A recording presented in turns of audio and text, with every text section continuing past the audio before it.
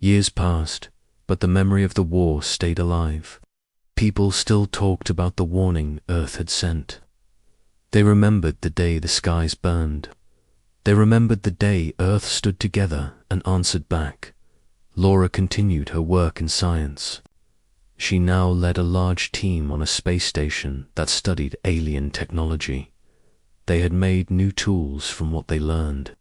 These tools helped Earth grow faster, build better, and defend stronger. But Laura never forgot what those tools had cost. Ethan trained the next generation of leaders. He taught them how to lead during crisis. He shared stories of courage and loss. He told them the truth about war, that it was hard and painful, but sometimes it had to be fought. Ellie now worked as Earth's top signal watcher. She stayed in orbit, watching the stars every day. Her screens showed every signal, every change in the void. She smiled less now, but her focus had grown sharper. She was the first line of warning. Dana became a legend. Pilots studied her moves. In training schools, her missions were now used in flight exams. She still flew, but now she flew with peace. She carried aid to moons, helped stations build new hangars, and guided young pilots in the sky. Miles was still fixing things. He led teams that built space gates, new defense satellites, and clean energy hubs across Earth. He believed in fixing more than machines. He helped people rebuild their homes and lives. One day, a new signal came. It was not like the others. It was not alien. It was human, but from a place where no Earthship had gone before. It came from a colony ship lost almost 100 years ago. The message was short. We are alive. We need help. The council was shocked. They had believed that ship and its people were gone forever. Now, it seemed they had survived far beyond. Earth's Reach. Laura called a meeting. If they survived out there, who else is out there with them? What dangers? What allies? The council agreed.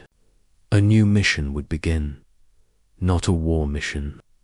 A mission of search, of peace, and of answers. They named it Pathfinder. This new ship was bigger than any built before.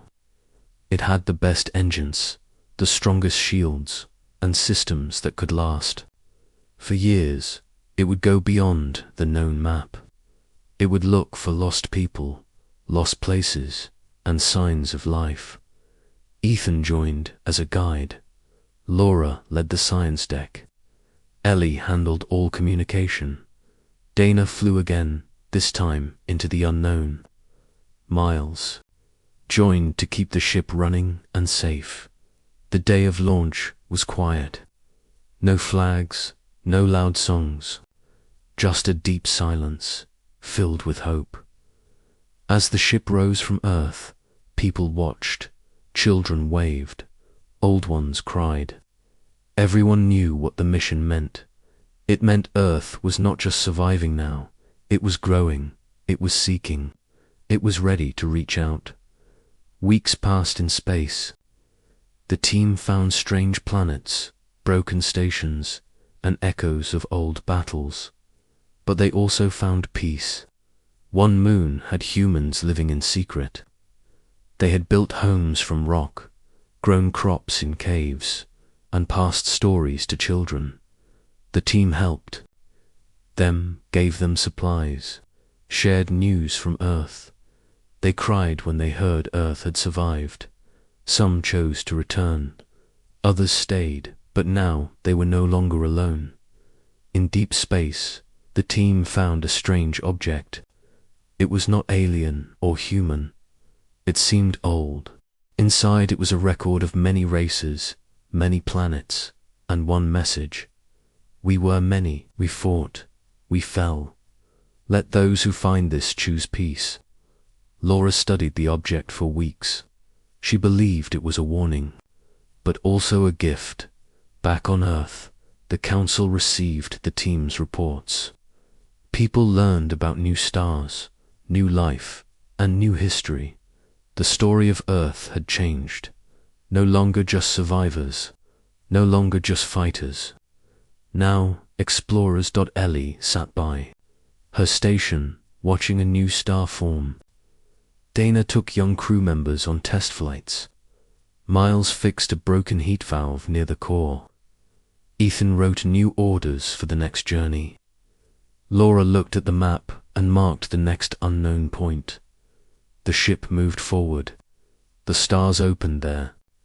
Arms Earth's final transmission was no longer a warning. It was a beginning. The small team flew back toward Earth. Their ship was damaged, but still holding together.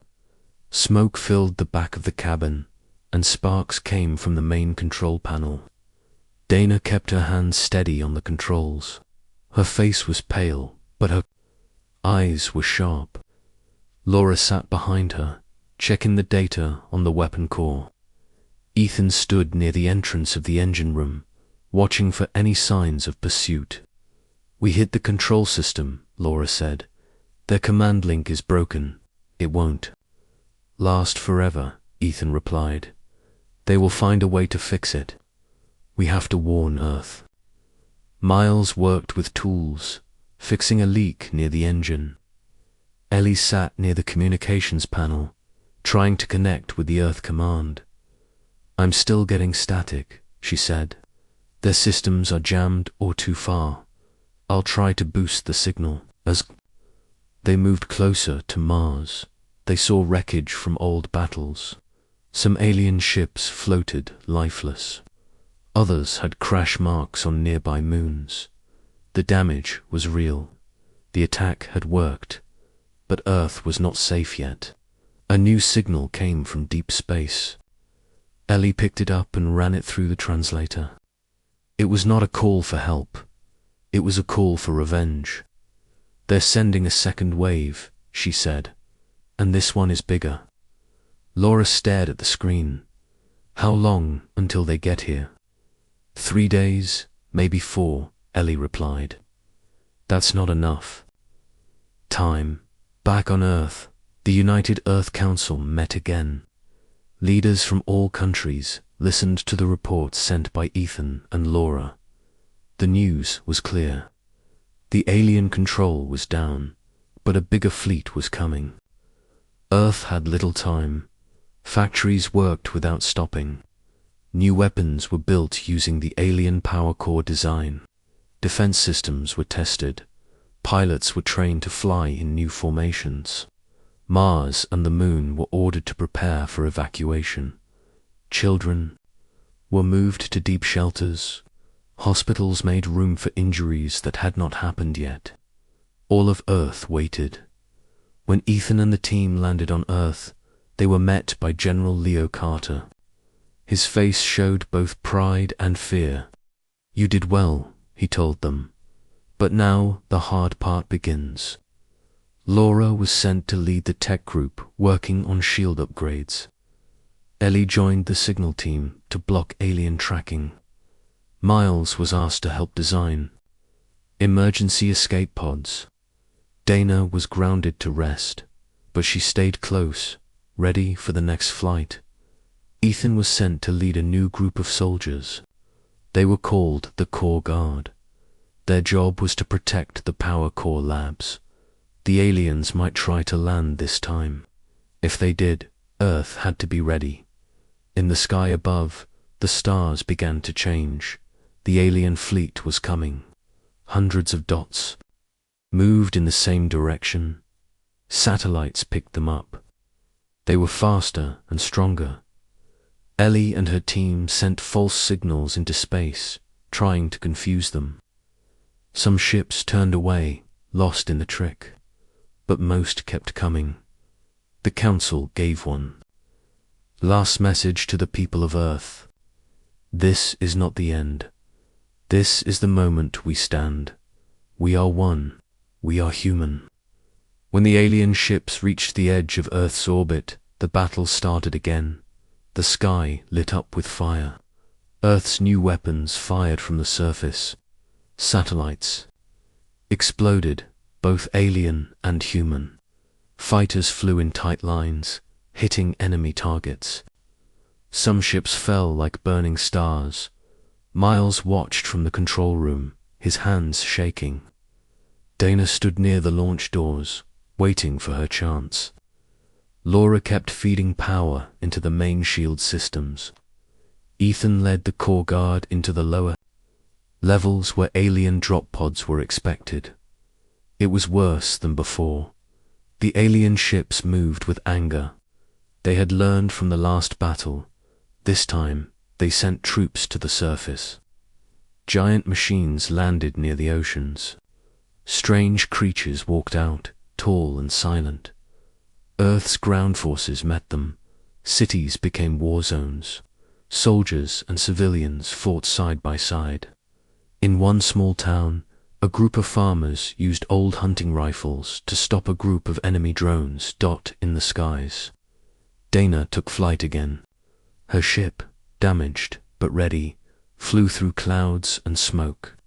She led a team toward the alien mothership. The mission was to hit it with the last energy weapon. If it worked, the command center would break again. Laura and Ellie worked on the code.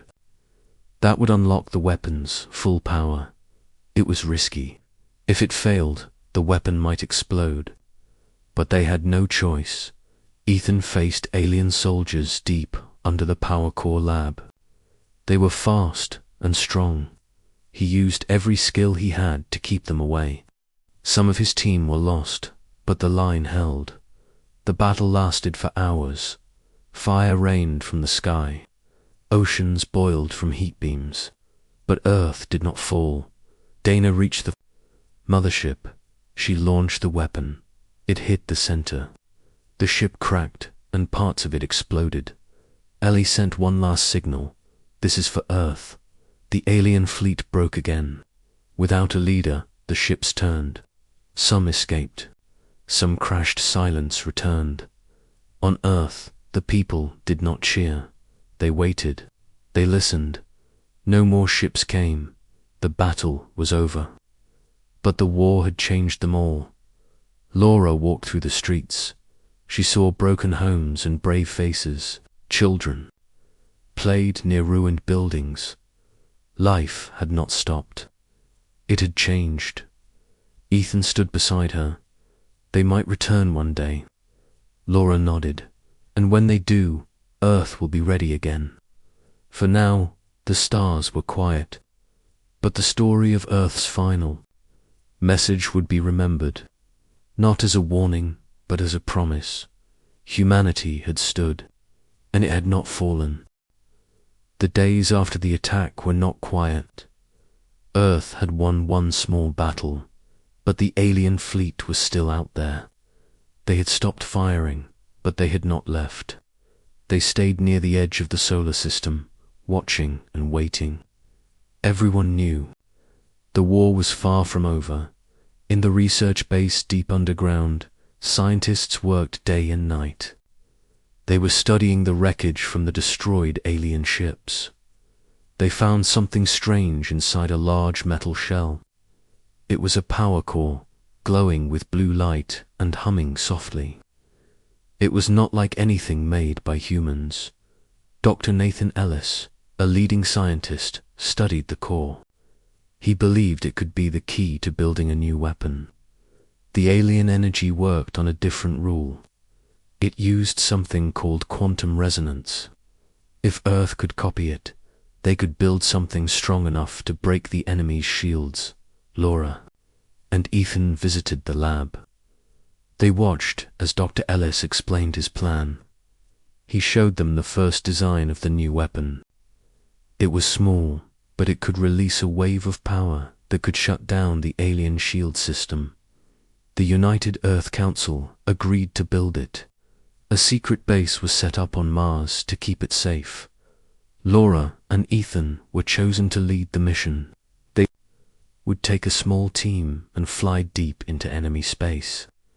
The goal was simple: find the alien command ship, launch the weapon, and destroy their control system. The team was small but skilled.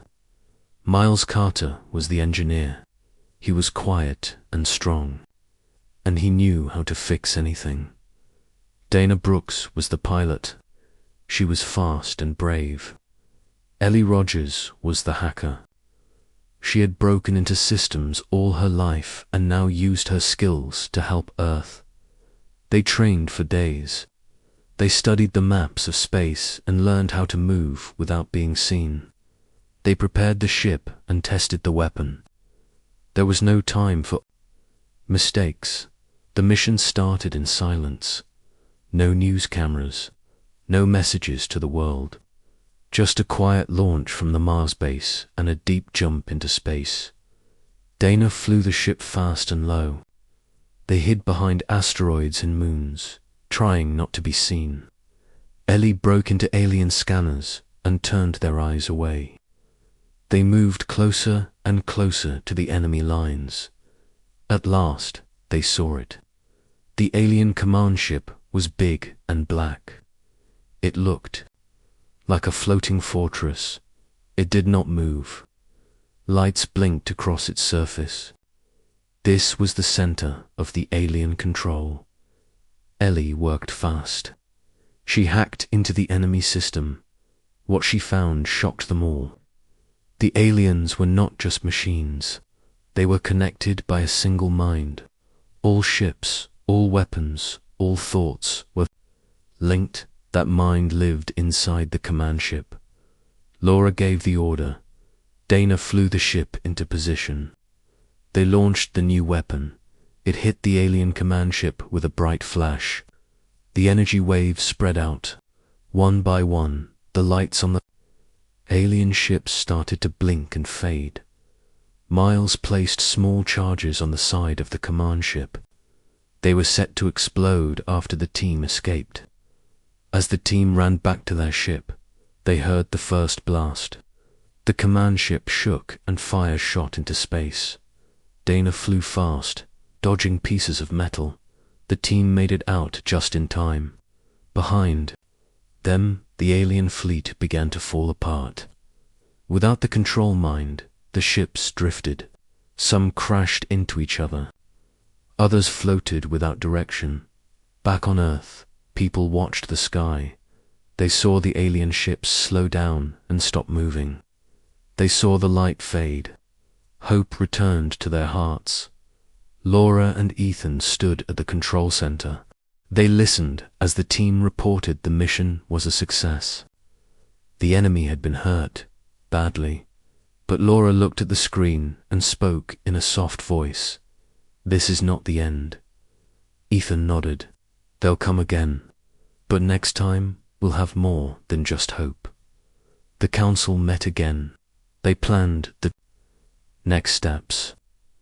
Scientists started working on new weapons using the alien power. Soldiers trained with new tactics. The people of Earth knew they had a chance now. A small one, but a real one. Ellie studied the data she stole from the command ship. There were more secrets.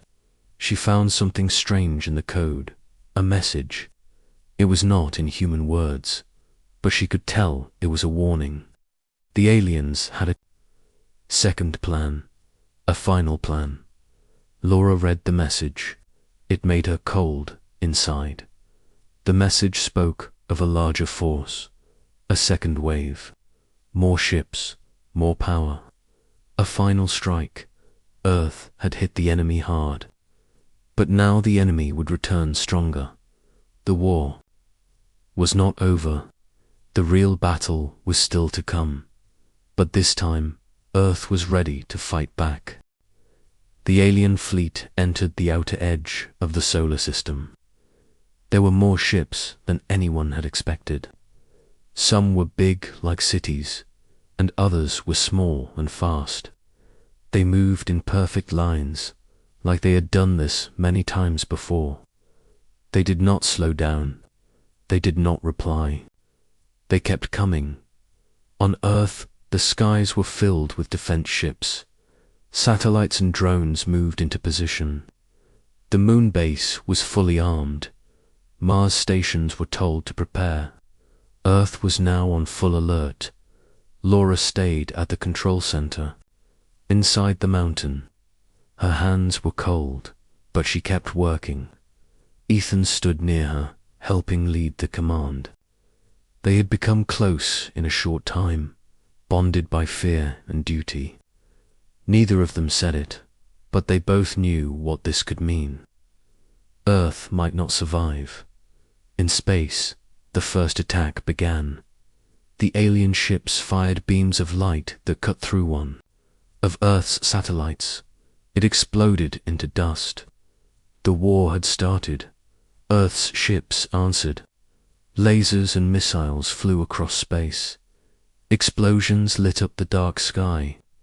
The first battle had begun above Neptune. Captain Jason Miller led the outer fleet. He was calm and strong. He gave orders without fear. His ship, the Defender, was one of Earth's best. He watched as alien ships moved like machines, fast and without emotion. His team tried to fight back, but the enemy was unlike anything they had seen. One by one, Earth's ships fell.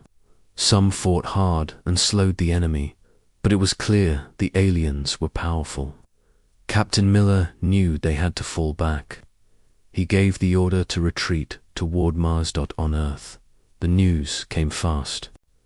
People cried, people shouted, but they did not break. They watched and waited for the next step. Laura got a message from the moon base. A group of alien ships had broken away and were heading for Earth's orbit. She told Ethan, and he made the call to launch Earth's second defense line. The sky above Earth lit up as fighters launched from the surface. Pilots like Maria Clark and Dylan Ross flew into the dark, not knowing if they would return. They flew toward the alien ships with fire in their hearts. The battle near the moon was worse. The alien ships moved together like a single mind. Earth's fighters tried their best, but they were outnumbered. Maria's ship was hit. She lost control but aimed her fighters straight into an enemy ship before she died. Her last act destroyed one of their big crafts. Dylan watched his friend fall, but he did not stop. He flew faster and hit another alien ship with everything he had. His voice was calm as he spoke on the radio, telling others to keep going. The fighters fought with courage, even when they had no chance. Back in the command center, Laura's screen blinked red. Ethan leaned over and whispered, "We're losing them." She nodded. She knew. But she also knew something else. Earth was not finished yet. A secret project had been built years ago, hidden deep under the oceans. It was Earth's final weapon, a last line of defense. It was called Hammer Deep. Laura had helped design the communication system. Now she had to send the command. Ethan called the United Earth Council. After a short talk, they gave the order. Laura sent the code. Far under the sea, lights turned on. A massive structure began to rise. The oceans boiled as it broke the surface. Hammer Deep looked like a mountain made of steel. It had weapons never tested before, lasers, railguns, and new power systems. It floated up and locked onto the alien ships above. Ethan looked at the sky. Through a screen, he saw Hammer Deep fire. A beam of white light shot into space. It hit an alien ship and cut it in half. The other ships turned and fired back, but Hammer Deep stood strong. For the first time, the aliens stopped. They had not expected this. Earth had surprised them. In space, the remaining ships pulled back. They stopped firing. They started to move into a new position. Laura looked at Ethan. "They're changing tactics," she said. He nodded. "They're thinking." The news went out across the world. People cheered. Hammer Deep had saved them. But it was not over. The alien fleet was not gone. It was waiting, watching, in a secret room inside one of the alien ships. A being watched Earth's defense. It did not speak. Its skin was gray, and its eyes were black. It moved slowly, touching a screen. The screen showed Earth, and then it showed something deeper, something hidden. The being turned to its team and gave a signal. A new plan was starting, one that Earth was not ready for. Laura looked at the stars. She felt cold inside. She knew this was just the start. Ethan walked beside her. "They'll come again," he said. "Yes," she answered, "and next time we'll be ready." They stood in silence as the Earth turned below them, waiting for the next move in a battle that was far from over. In the year 2187, Earth was quiet, but something strange was happening. Deep in space, a signal was found. It came from far away, beyond the edge of the known galaxy. At first, people thought it was a mistake. The signal was weak and strange. But a young woman named Laura Bishop, who worked in space communications, listened carefully. She decoded the message. It said, "Prepare for assimilation." That one line changed everything. The leaders of Earth were scared. No one had ever heard from this part of the galaxy before. They held meetings and talked about what to do. Some wanted to hide, some wanted to fight. In the end, they agreed to prepare for the worst. Earth sent a message back to the unknown aliens. It said, "We do not wish for war, but if you come, we will defend ourselves." Laura was moved to the Interstellar Defense Command. She worked alongside a former soldier named Ethan Cole. Ethan had fought in old space battles and knew how to plan for war. He and Laura did not know each other before, but now they had to work as a team. They spent long hours studying the signal and planning Earth's reply. They both understood that this could be the beginning of something big at the same time. Space scanners found something even worse. A fleet of ships was coming. The number of ships was more than anyone had seen before. Hundreds of dark shapes moving through the stars. The alien fleet was heading straight for the solar system. People on Earth panicked. Some prayed, some ran, but many others stood ready. Earth had been divided for years, but now the people came together. The United Earth Council was formed.